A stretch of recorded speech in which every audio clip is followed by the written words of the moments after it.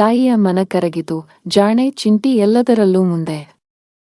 ಯಾವುದೇ ವಿಷಯದ ಬಗ್ಗೆ ಹೇಳಿದರೂ ಅದನ್ನು ಅರ್ಥ ಮಾಡಿಕೊಂಡು ಅಂಥ ಸನ್ನಿವೇಶಗಳು ಬಂದಾಗ ಅದನ್ನು ಅನ್ವಯ ಮಾಡುವ ಜಾಣತನ ಅವಳದು. ಬರೀ 3ನೇ ತರಗತಿಯಲ್ಲಿಯುದುವ ಅವಳಿಗೆ ಇರುವ ಇಷ್ಟೊಂದು ತಿಳುವಳಿಕೆ ಎಲ್ಲರನ್ನೂ ಆಶ್ಚರ್ಯಪಡಿಸುತ್ತಿತ್ತು. ಎಲ್ಲ ಮಕ್ಕಳಂತೆ ಚಿಂಟಿಗೂ ಚಾಕ್ಲೇಟ್, ಕ್ರೀಮ್ ಬಿಸ್ಕಿಟ್ ಮತ್ತು ಐಸ್ ಕ್ರೀಂಗಳೆಂದರೆ ತುಂಬಾ ಇಷ್ಟ. ಆದರೆ ಆಕೆ ಅವುಗಳಿಗೆ ಎಂದು ಹಠ ಮಾಡಿದವಳಲ್ಲ. ಅವೆಲ್ಲ ಆರೋಗ್ಯಕ್ಕೆ ಒಳ್ಳೆಯದಲ್ಲ ಎಂಬ ತನ್ನ ತಾಯಿ ಹೇಳಿದ ಸೂಚನೆಯನ್ನು ಪಾಲಿಸುತ್ತಿದ್ದಳು.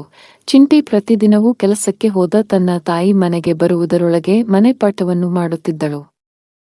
ತೊಳೆದಿಟ್ಟ ಪಾತ್ರೆಗಳನ್ನು ಹಿತ್ತಲಿಂದ ಅಡುಗೆ ಮನೆಗೆ ತಂದು ಬಟ್ಟೆಯಿಂದ ಒರೆಸಿ ನೀಟಾಗಿ ಜೋಡಿಸುತ್ತಿದ್ದಳು.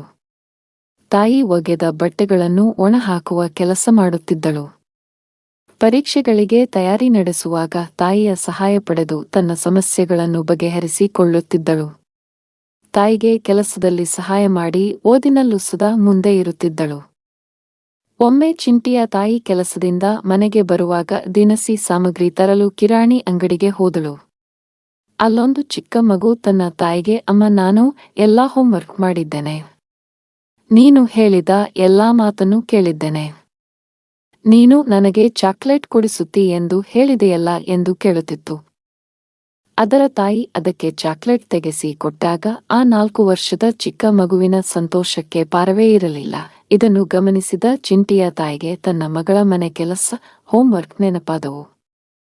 ಚಿಂಟಿಯು ಚಾಕ್ಲೇಟ್ಗೆ ಆಸೆ ಪಡುತ್ತಿದ್ದರೂ ಆಕೆಯಲ್ಲಿ ಸಹಜವಾಗಿದ್ದ ಪ್ರೌಢಿಮೆ ಅದನ್ನು ನಿರಾಕರಿಸುತ್ತಿತ್ತು ಎಂಬುದು ಆಕೆಗೆ ತಿಳಿದು ಮನಕರಗಿ ಹೋಯಿತು. ಮನೆಗೆ ಬಂದ ತಾಯಿ ಚಿಂಟಿಯನ್ನು ಕರೆದು ಆಕೆಯ ಕೈಯಲ್ಲಿ ಚಾಕ್ಲೇಟ್ ಇಟ್ಟಳು. ಚಿಂಟಿಗೆ ಖುಷಿಯ ಜೊತೆಗೆ ಆಶ್ಚರ್ಯವೂ ಆಯಿತು. ಆಗ ತಾಯಿ, ಆಶ್ಚರ್ಯ ಆಯಿತಾ ಚಿಂಟಿ? ಪ್ರತಿದಿನ ಚಾಕ್ಲೇಟ್ ತಿನ್ನುವುದು ಆರೋಗ್ಯಕ್ಕೆ ಮಾರಕ ಎಂಬುದು ನಿಜ. ಆದರೆ 15 ದಿನ ಅಥವಾ ತಿಂಗಳಲ್ಲಿಯೊಮ್ಮೆ ತಿಂದರೆ ಅಷ್ಟೊಂದು ಹಾನಿಯಿಲ್ಲ. ಅದಕ್ಕೆ ನಿನಗೆ ಚಾಕ್ಲೇಟ್ ತಂದೆ ಎಂದಳು.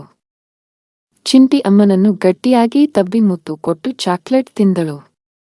ತಾಯಿಗೂ ತನ್ನ ಮಗಳ ಬಗ್ಗೆ ಅಪಾರ ಹೆಮ್ಮೆ ಉಂಟಾಯಿತು.